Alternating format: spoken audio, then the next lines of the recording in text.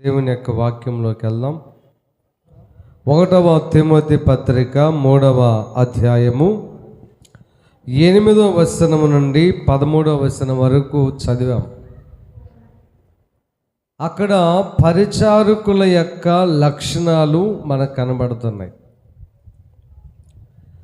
పరిచర్య చేసేటువంటి వారికి ఎలాంటి లక్షణాలు ఉండాలి? సర్వసాధారణంగా ప్రస్తుతం మనమున్న భక్తి విధానానికి, బైబిల్లో ఉన్నటువంటి భక్తి విధానానికి, మధ్యలో మేము నేర్చుకున్న భక్తి విధానానికి చాలా వ్యత్యాసం ఉంది.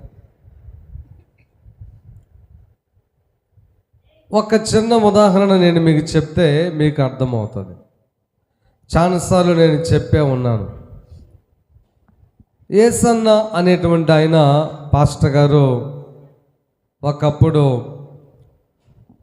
విశ్వాసిగా ఉంటూ పరిచర్య నేర్చుకోవాలి అనే ఉద్దేశంతో కోటాల్లో పరిచర్య చేద్దామని చెప్పి వెళ్ళాడు. పరిచర్య చేయడానికి వెళ్తే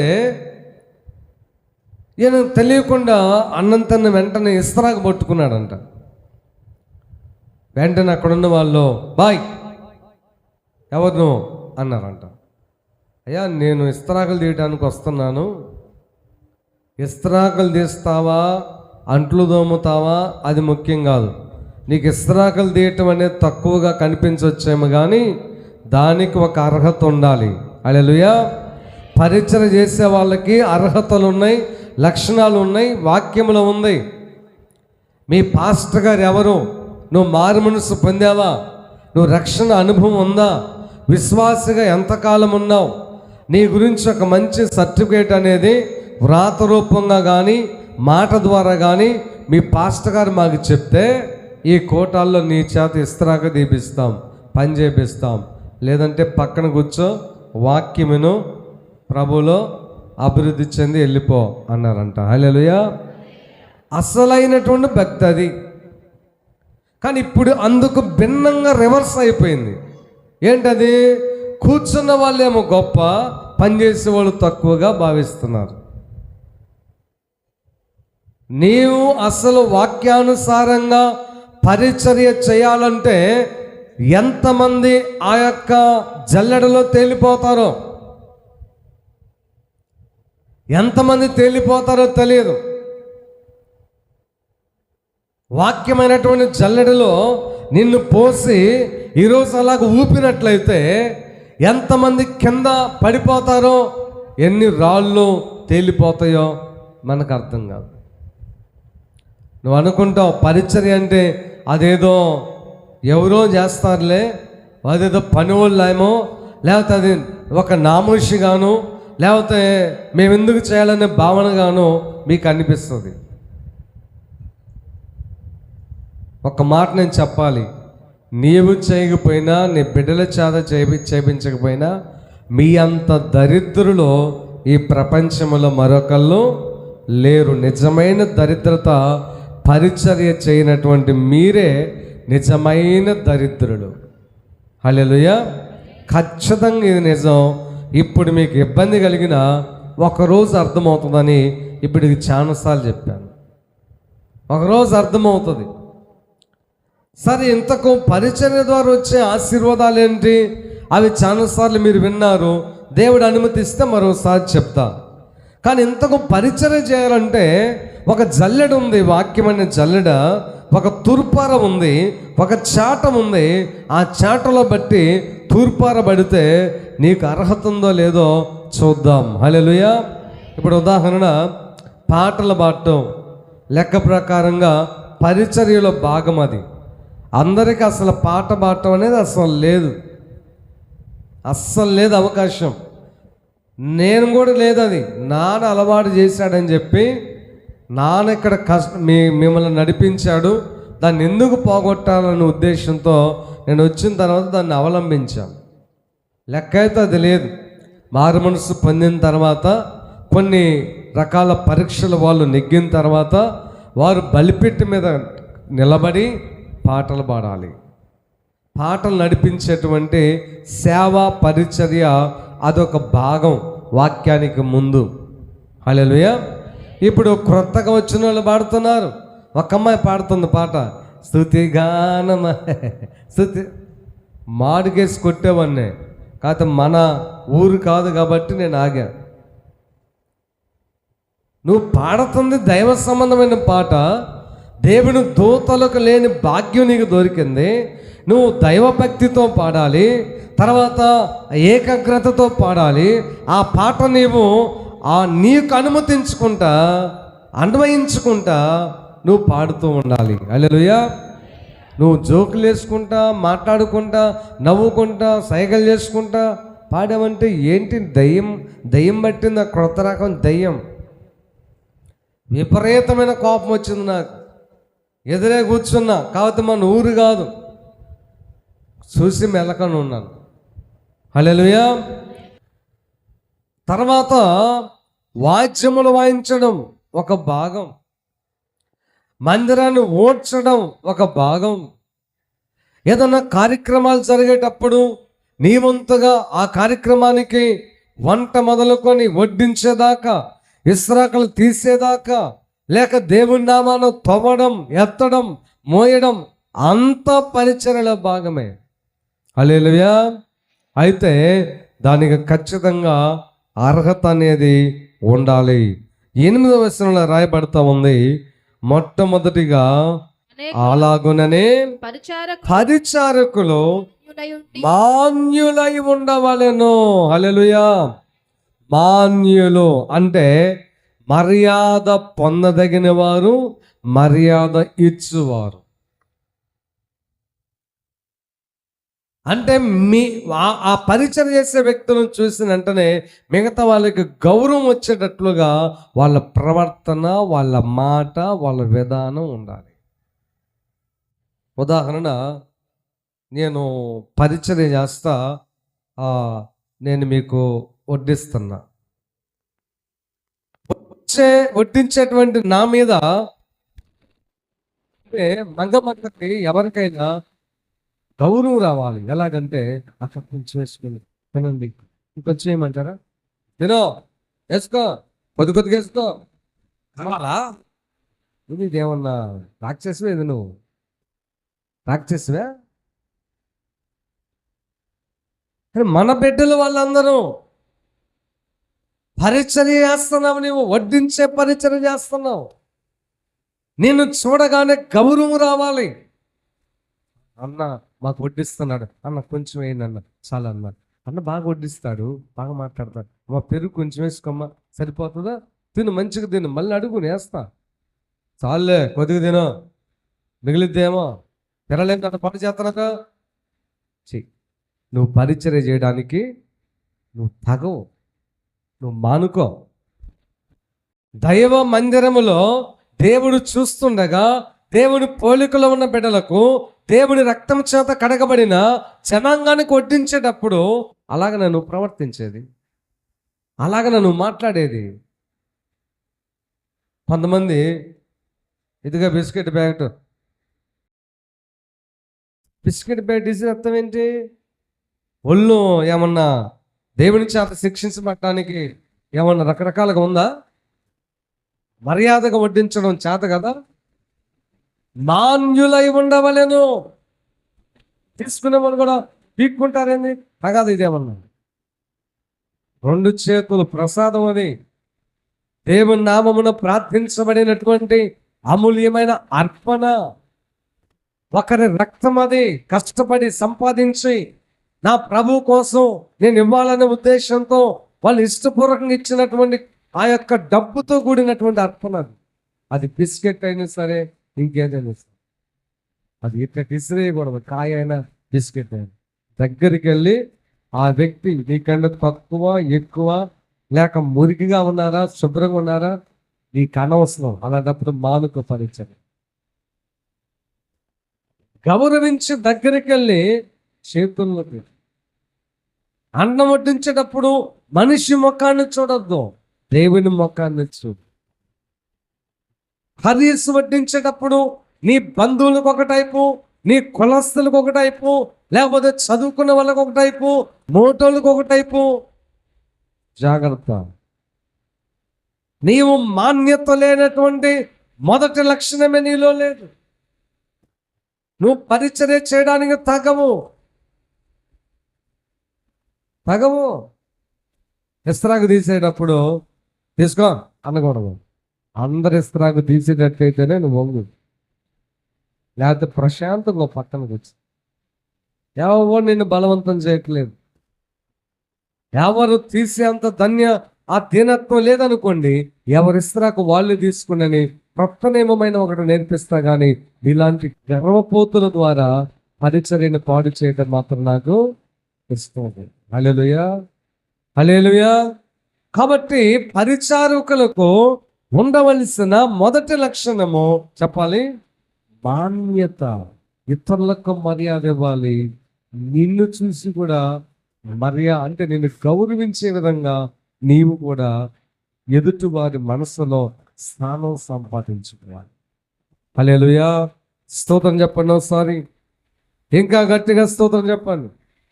హల్లెలూయా, హల్లెలూయా. అదొక భాగ్యంగా భావించాలి నువ్వు దేవుని నామాన ఏది చేసినా. అందుకనే మొదటి లక్షణము మర్యాదస్తులై మాన్యులై ఉండవలెను. హల్లెలూయా. రెండవ లక్షణం ద్విమనస్కులుగా ఉండకూడదు. ద్విమనస్కు అంటే రెండు మనస్సు. దాదాపుగా ఇక్కడ అసలు మనందరం తేలిపోతాం. అస్సలు నేను కూడా పనికిరానేమో అనిపించింది. రెండు మనస్సులు అనగా లోక సంబంధమైన ఆశలతో కూడిన మనస్సు, దైవ చింతన, దైవ భయము, భక్తితో కూడినటువంటి మనస్సు,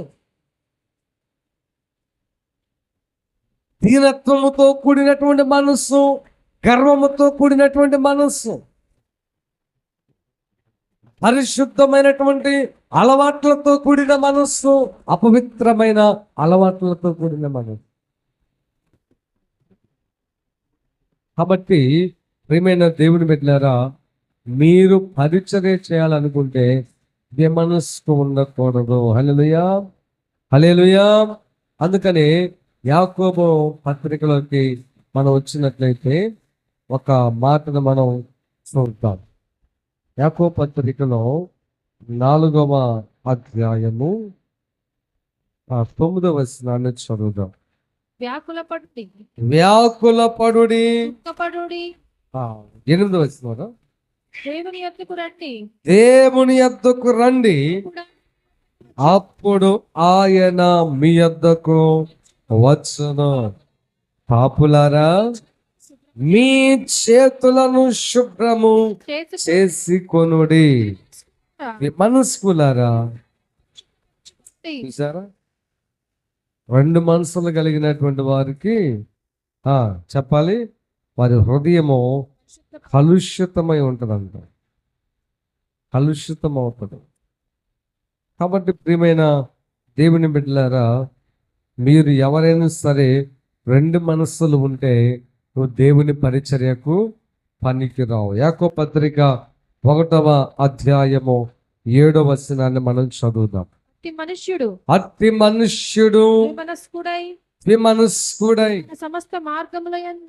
తన సమస్త మార్గముల యందు అస్థిరుడు గనుక ప్రభువు వలన తనకేమైనా దొరుకునని తలంచుకొనరాదు. విమనస్కు ఉన్నటువంటి నీకు ప్రభువు ద్వారా ఏది దొరకదు. ఏది దొరకదు. నువ్వు నమ్ముతావా?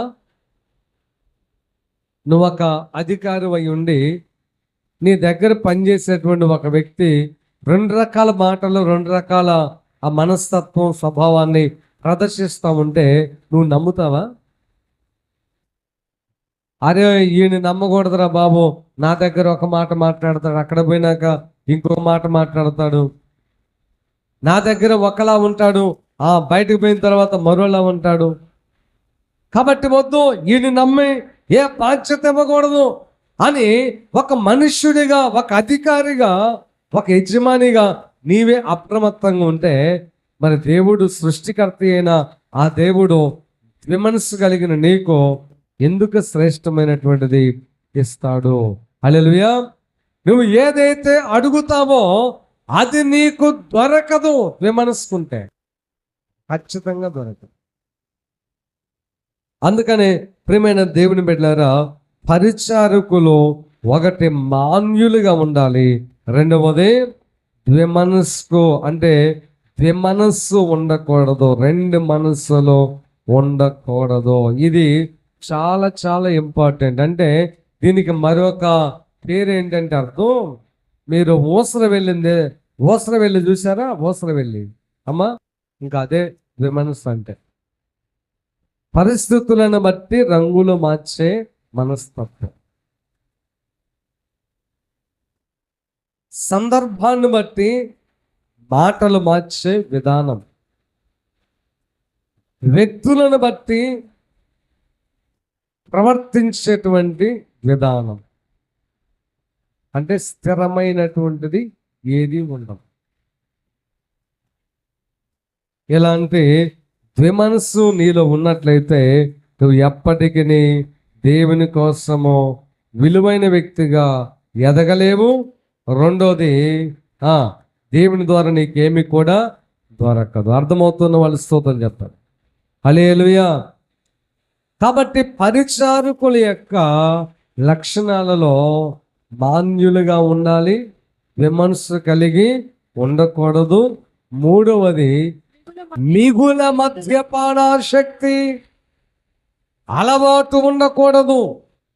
అయితే ఇక్కడ కొన్ని విషయాలు గుర్తుపెట్టుకోవాలి.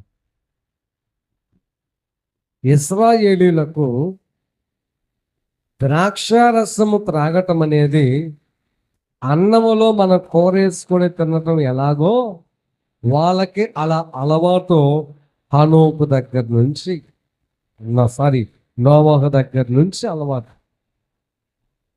ద్రాక్షారసం వేరు, మద్యము వేరు.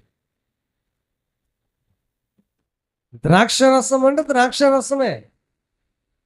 మద్యం అంటే ఆ ద్రాక్షరసాన్ని పుల్లగా చేసి ఇన్ని నెలలు, సంవత్సరాలని స్టాక్ చేసి దాంట్లో కొన్ని రకాల పదార్థాలు కలిపి మత్తు వచ్చే విధంగా తయారు చేసుకొని తాగేది మద్యము. అప్పుడు మీకు అనిపించవచ్చు, ఇక్కడ మద్యం అనే ఉంది కదా అంటే, ఇక్కడ ట్రాన్స్లేషన్ చేసేటప్పుడు మద్యం అనే దగ్గర కూడా వైన్ అనే ఉంటుంది, ద్రాక్షరసం అనే దగ్గర కూడా వైన్ అనే ఉంటుంది. ఉదాహరణ, బైబిల్ ఒక్కళ్ళ ట్రాన్స్లేషన్ చేయలా, అనువాదం చేయలా. అంటే వారికి అలవాటైన ఎట్లా వ్యవహార శైలి ఏదైతే ఉందో దాన్ని వాళ్ళు మాట్లాడతారు. ఉదాహరణ, అబ్బాయిని సెంటర్ దాకా వదిలిపెట్టరా అని మనం అంటాం, వేరే ప్రాంతానికి పోతే తెగబెట్టరా అంటారు. నేను ఇంకో ప్రాంతం పోయా, ఇప్పుడే తోలు వచ్చారు అన్నాడు అబ్బాయి. తోలు వచ్చావా? ఎవరినన్నా నేను, నాకు అర్థం కాక. అంటే గొర్రెలు ఉన్నాయేమో బహుశా, తోలు ఇప్పుడు ప్రార్థనకు వచ్చాడేమో అన్నా. అయా తోలుతో తోలేవు, కానీ నేను చెప్పిన పని ఏం చేసామంటే మీరు చెప్పిన వాళ్ళనే తోలొచ్చానన్నాడు. అంటే అక్కడ విషయం ఏంటంటే భావనంతా ఒక్కటే. వారి ప్రాంతాలను బట్టి వాళ్ళకు వచ్చిన ఆలోచన విధానాన్ని బట్టి అనువాదం చేశారు. ఇక్కడ మద్యము అంటే ఓన్లీ ద్రాక్షరసం అనే అర్థం.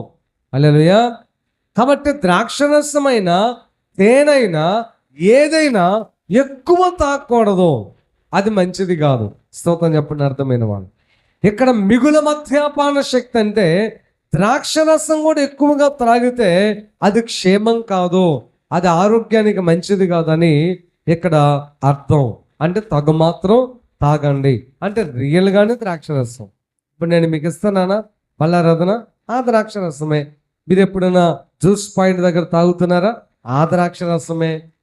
ఇది వైన్ కాదు, అంటే మత్తు పదార్థంతో కూడిన మద్యపానం కాదు.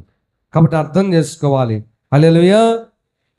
ఇక్కడ దైవజనుడైన పౌలు గారి ఉద్దేశం ఏంటంటే ఆయన ఆరోగ్యంతో పాటు కొన్ని లిమిట్స్ చెప్తున్నాడు. ఇప్పుడు ఉదాహరణ ఇంకా మీకు అర్థం కావడానికి ఇంకో మాట చెప్తాను, బాగా నాకెళ్ళి చూడండి. ఇప్పుడు మనందరం ఇశ్రాయేలీయులం అండి, మనందరం ఇశ్రాయేలీయులం, యూదులం. మనందరం భోజనాన్ని కూర్చున్నాం. రొట్టెలతో పాటు మనకేమిస్తారు? ఇదేగా వాళ్ళ ఆహారం. ఒక్కడే ఒక 10 కిలోలు తగిన ద్రాక్ష రసం, మిగతా వాళ్ళ సంగతి ఏంది? అర్థం చేసుకోండి. ఇప్పుడు పోసే ద్రాక్ష రసమే, రొట్టెలతో పాటు ద్రాక్ష రసం ఇస్తారు. ఈ రొట్టె తీసుకుని వెళ్ళి ద్రాక్ష రసంలో ముంచుకొని తింటారు. అదే వాళ్ళ విందు. వాళ్ళకి రైసు కూరలు లేవు, అవి ఎక్స్ట్రా.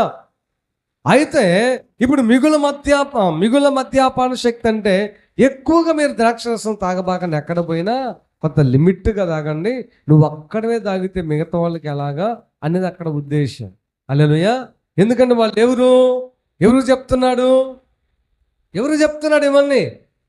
మరి పరిచర్యలే వాళ్ళే తాగారు అనుకోండి, మరి మిగతా వాళ్ళ సంగతి ఏంటి? అది అక్కడ భావన. ఇప్పుడు నేను వడ్డిస్తున్నానండి ద్రాక్ష రసం, నేనే తాగాను అనుకో, మరి మీ సంగతి ఏంటి? అందుకే దీనికి ఇంకొక భావన కూడా వస్తుంది. ఏంటో తెలుసా? వడ్డించే మీరు లోపల సంకుచితమైన మనసు ఉండకూడదు. అయిపోతుంది మళ్ళీ మాకు ఉండదేమోనని చెప్పి దాచుకోకూడదు. అది కరెక్ట్ కాదు, అసలు కరెక్ట్ కాదమ్మా. దాచుకోవద్దు. ఏంటి మళ్ళీ వండుకుందాం, ఆ రోజు లేదనుకో నెక్స్ట్ ఇంకొక రోజు మంచిగా చేసుకొని తిందాం. అంతేగాని అలా తెలియక చేస్తారు కొంతమంది. నేను తప్పు పట్టట్లా, ఇక్కడ నుంచి అలాగ మనం చేయొద్దు. వచ్చేటువంటి జనానికే మనం వడ్డించాలి. హల్లెలూయా. ఇప్పుడు తల్లి ఉందనుకోండి, తల్లి భర్తకు వడ్డిస్తుంది, బిడ్డలకు వడ్డిస్తుంది. తను దాచుకుంటుందా? ఏం చేస్తుంది? ముందు భర్తకు పెడుతుంది, పిల్లలకు పెడుతుంది.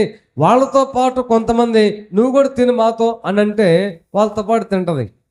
లేకపోతే వాళ్ళందరూ తిన్నాక తింటారు తల్లి. హల్లెలూయా. ఇప్పుడు ముందు వీళ్ళు తింటున్నారు, తర్వాత ఇది రివర్స్ అయిపోయింది. ఇప్పుడు అమ్మ అంతకుముందేమో తల్లులు భర్తకు పెట్టి ఆయన తిని బేవు అని పోయినాక పిల్లలకు అది ఒక సెక్షన్ అయిపోయింది.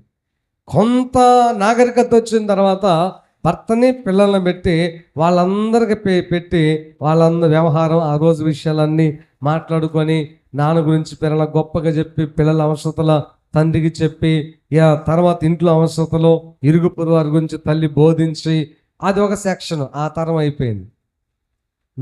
తర్వాత ఇంకొంచెం నాగరికత పెరిగిన తర్వాత తల్లి పెట్టుకుంటుంది, భర్తకు పెడుతుంది, పిల్లలకు పెట్టి అందరూ కలిసి తింటున్నారు. ఇది ఒక నాగరికత.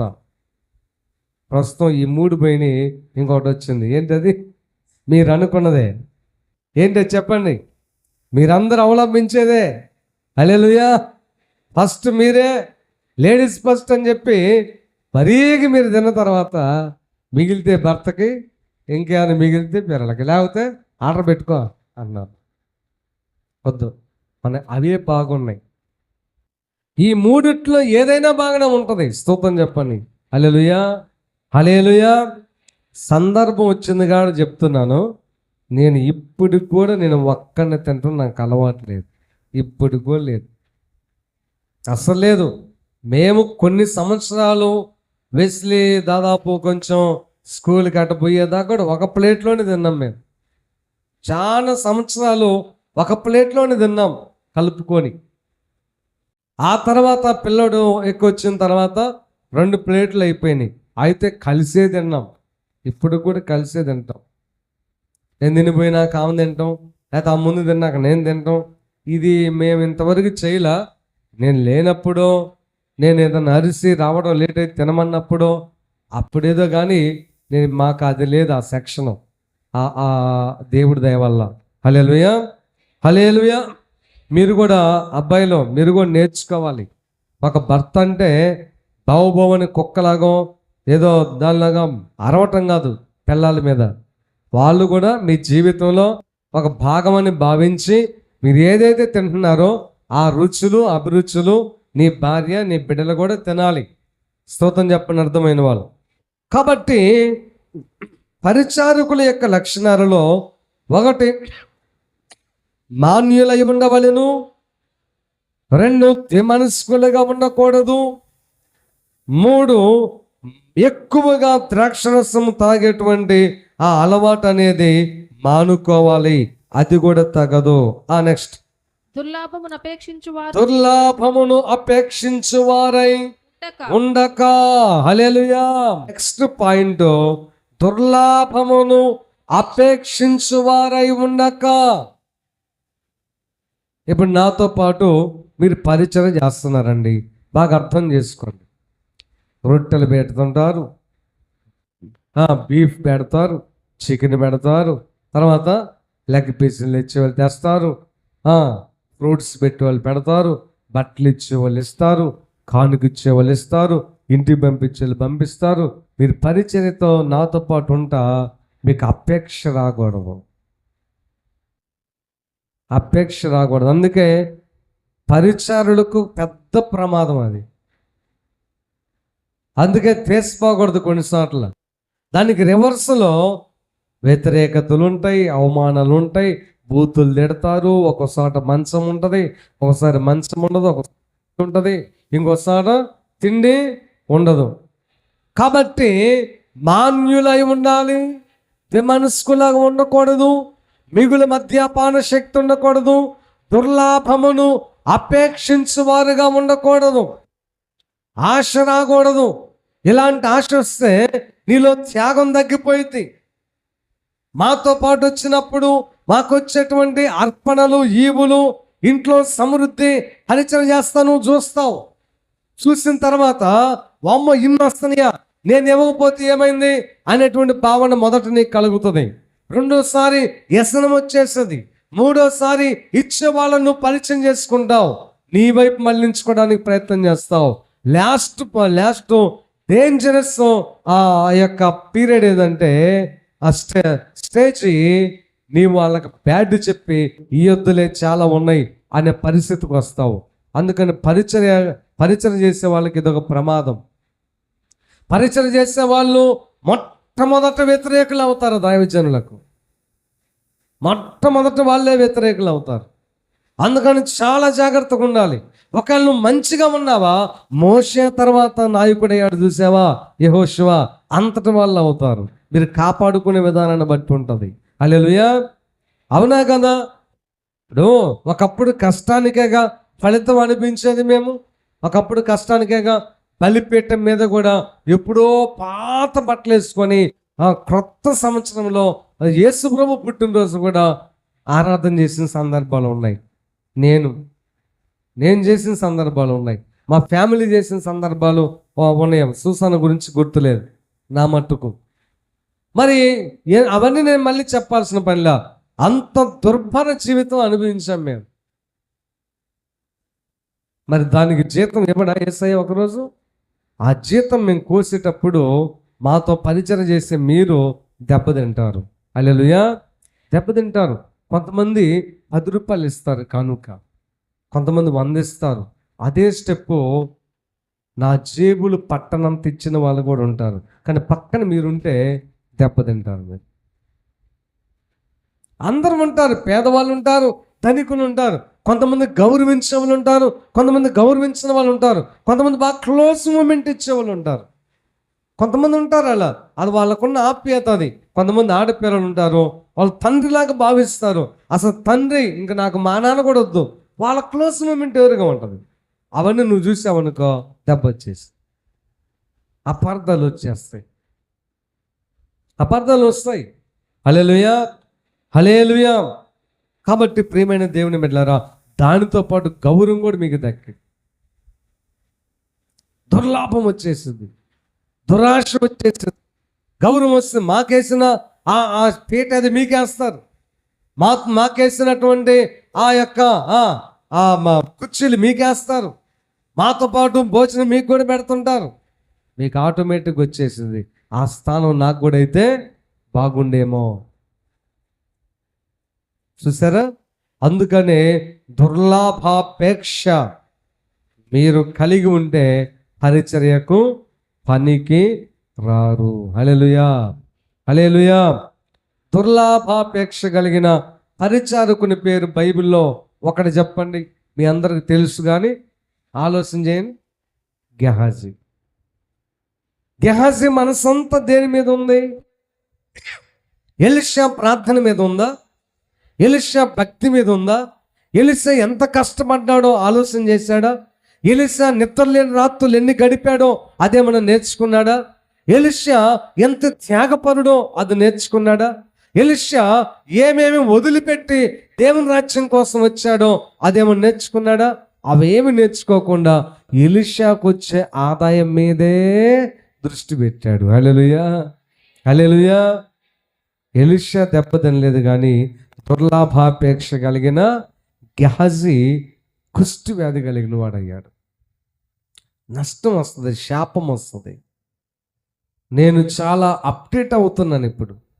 ఎందుకంటే ఒకప్పుడు నేను అందరికీ భోజనం వడ్డించడానికి అవకాశం ఇచ్చి ఇంట్లోకి రప్పించుకోవడానికి ఎలా ఉండేదంటే, మా ఇంట్లో ఎవరి కాళ్ళు వెళ్ళి ఫ్రిడ్జ్ తీసుకొని తాగుతుండేవాళ్ళు.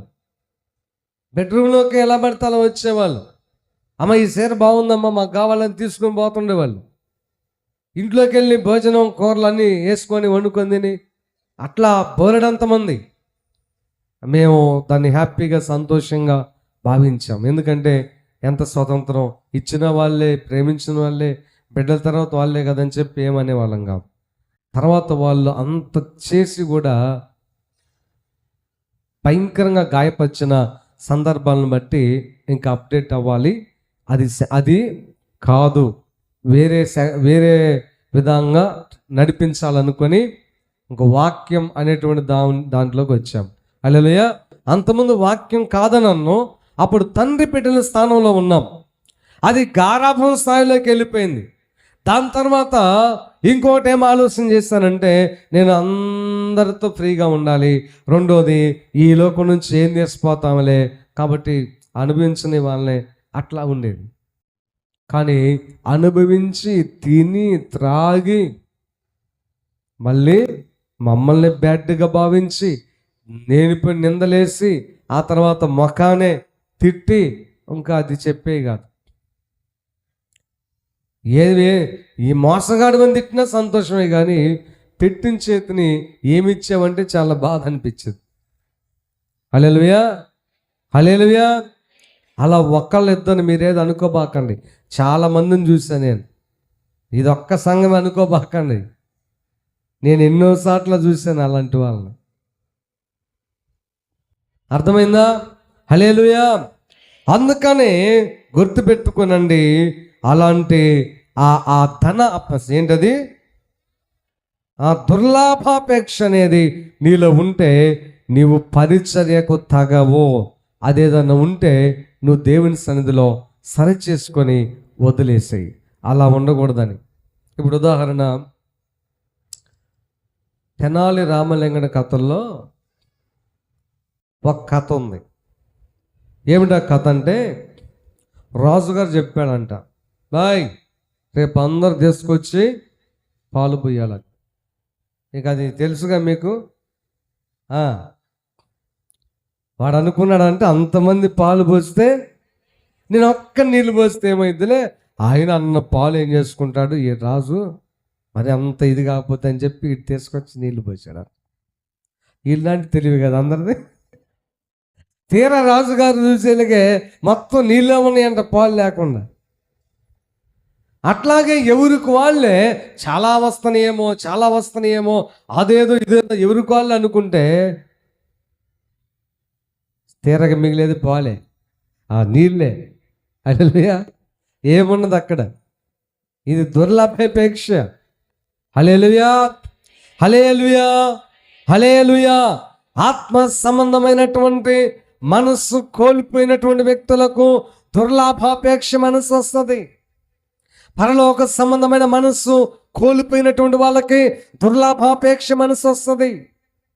ఆత్మలో పడిపోయినటువంటి వారికి, శరీర మనస్సు లోపలికి వచ్చిన వారికి దుర్లాభాపేక్ష మనస్సు వస్తుంది. ఎక్కువగా చెడు విషయాలు వినేవాళ్ళు, బ్యాట్లు చెప్పేవాళ్ళు, బ్యాట్లు వినే వాళ్ళకి దుర్లాభాపేక్ష మనసు వస్తుంది. గ్యాజువలే దెబ్బతింటావు. నీ పతనానికి నీవే కారణమవుతావు. నిన్ను దేవుడు చూసి చూసి చూసి నిన్ను విడిచిపెడతాడు యేసయ్య. చూసి చూసి చూసి నిన్ను వదిలేస్తాడు దేవుడు, నువ్వు ఇంకా సరి చేసుకోపోవటాన్ని బట్టి. హల్లెలూయా, స్తోత్రం చెప్పండి.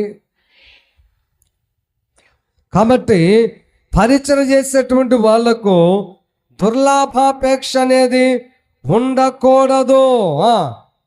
నెక్స్ట్ పాయింట్, విశ్వాస మర్మమును పవిత్రమైన మనస్సాక్షితో గైకొని వారై ఉండాలి. ఇది వెరీ వెరీ ఇంపార్టెంట్.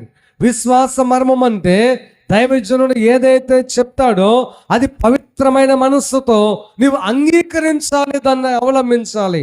ఇది కరెక్టా, అవునో, ఎందుకోసం చెప్పాడో, కావాలని చెప్పాడేమో, మా కోసమే చెప్పాడేమో, మా మీద ఆయన కోపమేమో, మా మీద, మా పిల్లల మీద, నా భర్త మీద, మా దాని మీద కోపమేమో. నీ మనస్సు కరెక్ట్ కాదు, అది పవిత్రమైన మనస్సు కాదు. కొంతమందిని చూశానండి, నేను మానేసే కూడా. వాళ్ళ పిల్లలను నేను చాలా గొప్ప పిల్లలంటే చిన్న పిల్లలు అనుకోబాకండి, పెళ్లి వయసుకు వచ్చినా వాళ్ళు నాకు పిల్లలే. చాలామందిని చూసా, వాళ్ళని పైకి దిద్దామని, వాళ్ళ విషయం చాలా చర్య తీసుకుందామని చెప్పి అలా ట్రై చేస్తే వాళ్ళు ఫీల్ అవుతున్నారు ఏం చేసినా. ఇప్పుడు నాకు స్వతంత్రం ఉందనుకో, ఇప్పుడు ఈ పిల్ల పక్కకు చూసింది, కావ్య, హాయ్ వద్దులేదనా ఎందుకు చూసావు అంటే, ఎందుకని ఆ పిల్ల నా బిడ్డగా భావిస్తున్నా కాబట్టి సరి చేసి మంచిగా రెడీ చేయాలి, నా ఒపీనియన్. ఇక వీళ్ళ అమ్మ నాన్న బాధపడ్డారు అనుకో, అంతటితో కట్, ఇంక నేను చేయను. ఎందుకు, నాకు వాళ్ళు తప్పుగా తీసుకుంటున్నారు. స్వతంత్రం ఉంటేనే మేము గద్దిస్తాం. స్వతంత్రం కొట్టేంత స్వతంత్రం మీ మీద, మీ బిడ్డల మీద మాకు వచ్చినప్పుడే వాళ్ళ విషయం మేము చర్య తీసుకుంటాం. మీరు చిన్నదానికి పెద్దగా బాధపడ్డారనుకో, మాకెందుకు వచ్చిన బాధ? ఇప్పుడు నా మైండ్ అన్నీ ఒకే టైప్లో ఉంటుందా? ఇప్పుడు మా అక్క పిల్లలు మనవల్లో ఎక్కారు పైకి, విడిగైతే ఎత్తుకుంటా, దగ్గర తీసుకుంటా. ఇప్పుడు ఇక్కడ ఎత్తుకుంటానా? నా బిడ్డ నేను ఎత్తుకోను, మీ బిడ్డలు ఎవరు నేను ఎత్తుకోను. అలా అని చెప్పి మామూలు కోపంగా అది అనుకుంటే, అంటే వాళ్ళు అనుకుంటారని కాదు, అందరి సంగతి చెప్తున్నా. సందర్భాన్ని బట్టి, నా పని ఒత్తిడిని బట్టి, నా మైండ్ ఫ్రీగా ఉన్నదాన్ని బట్టి కొంతమంది కోపడతా, కొంతమంది ఫ్రీగా మాట్లాడతా, కొంతమందిని ముద్దాడతా, కొంతమందిని కాముగుంటా. అది మిమ్మల్ని బట్టి ఉంటుంది. మీరు మహా కోపిస్టులై ప్రతిదీ అపార్థం చేసుకున్నారనుకో, అది మీ లైఫ్, మీ బిడ్డ లైఫ్ మీరే పాడు చేసుకుంటున్నారు. నేను పట్టించుకోను. ఇంకా చెప్పారు కొంతమంది. ఇప్పుడు ఉదాహరణ, నేను వెళ్తున్నాను, కారు నుంచి వెళ్తున్నాం, కారు ఉంది, బైకులు ఉన్నాయి, ఆటో ఉన్నాయి. అందరు కార్లు పడతారా? అందరు కార్లు పడతారా? ఇక వెళ్ళిపోయి, మమ్మీ, అంకులు, తాతయ్య, బాబాయ్ నన్ను కార్లు ఎక్కించుకోవాల, అల్లవాడిని ఎక్కించాడంటే అప్పుడు నేను ఎన్ని కార్లు కొనాలి? అప్పుడు అలాంటి వాళ్ళు నేను పట్టించుకోను. అసలు తీసుకోను నేను. దీనికే వాళ్ళు బాధపడి తల్లిదండ్రులకు ఫిర్యాదు చేస్తే, రేపు తిండి ఎక్కువ అవ్వచ్చు, తగ్గవచ్చు, ఒక దెబ్బ నేను కొట్టవచ్చు, దిద్దొచ్చు, నేను మంచం మీద పనుకుని వాళ్ళు కింద పనుకే పెట్టవచ్చు, ఏదైనా జరగవచ్చు. ఇంకప్పుడు నాకు స్వతంత్రం ఎక్కడ ఉంటుంది అక్క? వాళ్ళు చెప్పలేను కదా నేను. అందుకని కట్టింగ్. అది కోపంగా కాదు, వాళ్ళని బాగొట్టుకోలేక వాళ్ళు ఎందుకు బాధ పెట్టమని చెప్పి కాముకుంటామే. నో కక్ష, నో బాధ. హల్లెలూయా. అర్థమవుతున్న వాళ్ళు స్తోత్రం చెప్పండి. హల్లెలూయా. కాబట్టి నేను ముగింపులోకి వస్తున్నాను.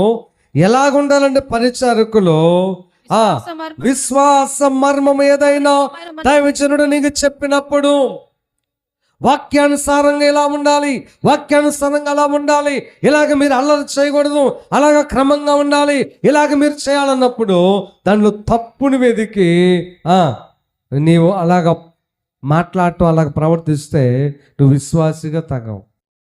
నువ్వు నమ్మాలి మొదటగా దేవుణ్ణి, రెండోది దైవజనుని నమ్మాలి. ఆయన ఏది చెప్పినా మంచిదని మైండ్లో పడిపోవాలి. స్తోత్రం చెప్పండి గట్టిగా. డాక్టర్ దగ్గరికి వెళ్ళినాక నువ్వు పూర్తిగా ఆయన నమ్మాలి. నమ్మకపోతే ప్రతి పిల్ల నువ్వు డౌట్గానే వేసుకుంటావు, అంతేగా. ఆయన చెబుతాడు ఇది పొద్దునవాడు, ఇది మధ్యాహ్నం, సాయంత్రం 4 మింగి అంటాడు. వామ్మో 4 మింగితే సస్తానేమో, నా మీద ద్వేషంతో చెప్పాడేమో లేనిపోయిందని ఆ 4 ఏదో పొద్దున వేసుకో, పొద్దున్న మధ్యాహ్నానికి మార్చినావు అనుకో. నమ్మకం అనేది ఉండాలి. డాక్టర్ నువ్వు నమ్ముతావు కదా, ఆయన లైట్లు వేస్తాడు, కత్తి తీసుకుని వస్తుంటాడు, కానీ నువ్వు భయపడవు, నమ్మకం ఉంటుంది. అదే వేరే వాళ్ళు, మీ ఆయన వచ్చినా భయపడతాం, వీడేంది అర్ధరాత్రి టైంలో కత్తి తీసుకుని వస్తున్నాడు అని. మరి డాక్టర్ని చూస్తే నీకెందుకు భయం ఉండదు? నమ్మకం. స్తోత్రం చెప్పండి. అలాగే విశ్వాస మర్మం అంటే ఏదైతే నీ విశ్వాసాన్ని బిల్డప్ చేసే విషయాలు, నీ భక్తిని కాపాడే విషయాలు ఏదైతే మేము చెప్తామో వాటిని మీరు నమ్మాలి, వాటిని గైకొనాలి. ఎలాగంటే పవిత్రమైన, ఇంకొక మాట వాడాడు అక్కడ, పవిత్రమైన మనస్సాక్షితో. వ్యతిరేక మనస్సుతో కాదంట, పవిత్రమైన మనస్సుతో అంట, మనస్సాక్షితో. అప్పుడు నీవు విశ్వాసిగా లేదా పరిచర్య చేయడానికి నీవు పనికి వస్తావు, లేకపోతే నేను పరిచర్య చేయడానికి పనికిరాం. ఒక చిన్న ఉదాహరణ చెప్తాను. ఇప్పుడు నేనుండి మా గోపి సంగతి చెప్తాను, ఎందుకంటే నిన్న వాడు చేశాడుగా పని. పొద్దున్నే 7 గంటల నుంచి నైట్ 11 దాకా ఉన్నాను నా కాడే.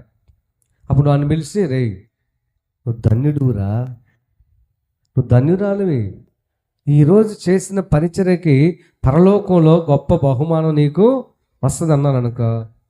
అన్నావు ఈ కథలను చెప్పాకన్నా ఏదో రీతిగా తెలివిగా నా చేత పని చేయించుకోవడానికే పరలోకం అంట అదంట అని వాళ్ళ అమ్మ అనుకున్నారనుకో. విశ్వాస మర్మాన్ని వాళ్ళు కైకొంటారు అంటే అర్థం కాదని చెప్తున్నా. అలాగా అమ్మా ఇదిగో మీరు ఉపవాసం ఉండండి, ఒక్క పూట తిను, 3 రోజుల నుండి ఇక్కడ మందిరంలోనంటే మందిరంలో ఉంచుకొని మందిరం అంతా శుభ్రం చేయించుకోవడానికేగా. పవిత్రమైన మనసు కాదు. అంటే ఏది చెప్పినా నమ్మాలి, అది నిజమే చెప్తున్నాడు, మంచే చెప్తున్నాడు, మన కోసం చెప్తున్నాడు, మన క్షేమం కోసం చెప్తున్నాడు అనేదే పవిత్రమైన మనస్సు. అర్థమవుతున్న వాళ్ళు స్తోత్రం చెప్పండి. హల్లెలూయా. అప్పుడు మాత్రమే నీవు పరిచర్యకు పనికి వస్తావు. ఒకసారి చెప్పండి, పరిచారకులకు ఉండవలసిన లక్షణాలు. నెంబర్ 1, మర్యాదస్తులై ఉండాలి. అంటే ఇతరులకు మర్యాద ఇచ్చేవారుగా, ఇతరుల దృష్టిలో కూడా గౌరవించబడేటువంటి ప్రవర్తన మాటలు కలిగిన మాన్యులుగా ఉండాలి. 2వది, 2 మనస్సులు ఉండకూడదు. 3వది, ఎక్కువగా ద్రాక్షరసపు త్రాగే ఆ తిండిపోతు అలవాటు అనేది ఉండకూడదు. 4వది దుర్లాభాపేక్షను కలిగి ఉండకూడదు. 5వది విశ్వాస మర్మాన్ని పవిత్రమైన మనస్సాక్షితో గైకొని వారై ఉండవలెను. దేవుడి మాటలు దీవించుగాక. ప్రార్థన చేసుకుందాం. కళ్ళు మూసుకోండి.